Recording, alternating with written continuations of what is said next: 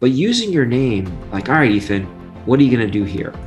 We find that that's really useful because what it does is it automatically shifts our perspective. If you imagine the mind has these different modes, thinking about myself versus other people, using your name turns on the neural machinery for thinking about others. And that's really important because we know it's much easier to give advice to other people than it is for us to take our own advice.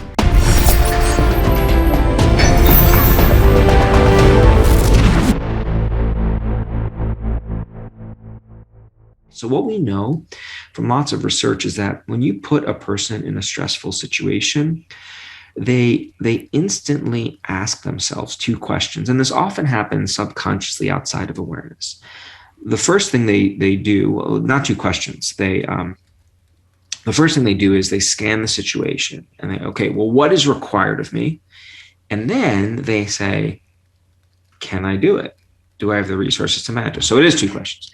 And if you ask yourself those two questions, what's required of me and can I do it? And you answer, nope, can't do it. That elicits what we call a threat response. And a threat response has a particular constellation of outcomes associated with it. There's an elevated heart rate coupled with a constriction of your vasculature. And what that means is your heart starts pumping blood really fast, but the tangle of arteries and veins that carry that blood throughout your body, and which needs the blood in a high stress circumstance, it starts constricting.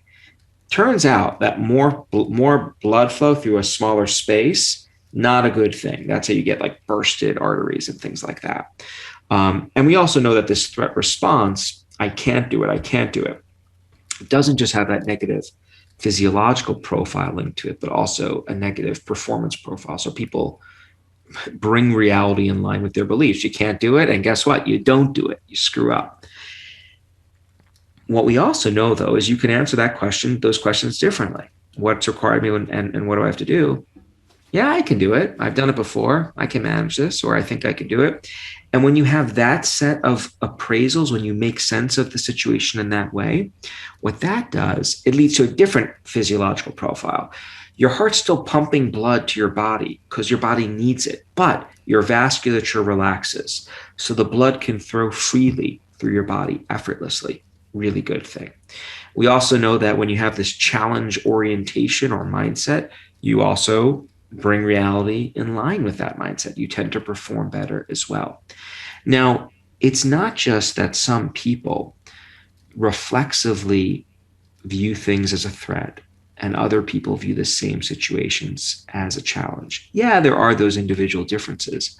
But what I love about the research in this space is that we've discovered that these mindsets, these orientations, they're malleable. You can shift the way you think about these experiences. And when you do, you get the concomitant physiological and behavioral effects. And so one tool people can use to do this is something I call distant self-talk. Try to coach yourself through a situation like you would give advice to a friend or someone that you were coaching. You know, maybe it's a kid, and use your name to do this silently. That's an important caveat. You don't want to do it out loud, but using your name, like, all right, Ethan, what are you going to do here? We find that that's really useful because what it does is it automatically shifts our perspective. If you imagine the mind has these different modes, thinking about myself versus other people, using your name turns on the neural machinery for thinking about others. And that's really important because we know it's much easier to give advice to other people than it is for us to take our own advice. I often ask people I talk to about these kinds of things, like to think about the self-disparaging thoughts that they often think to themselves. And then I ask them, hey, have you ever told someone else those things? Like, you're a total shit. There's no way you'll ever do this. You suck. Like, I'm sure it happens at times in highly dysfunctional relationships, but no person has ever admitted to me that when their friend comes to them with a problem, that's the way they coach them through it. In fact, what people often tell me is that they're embarrassed to even articulate out loud what they say to themselves silently. If we just pause for a second on that observation, I think it's really powerful. Many people are unwilling to even verbalize to a trusted other what they say to themselves, because it's so outlandish. It's so inappropriate in a certain sense.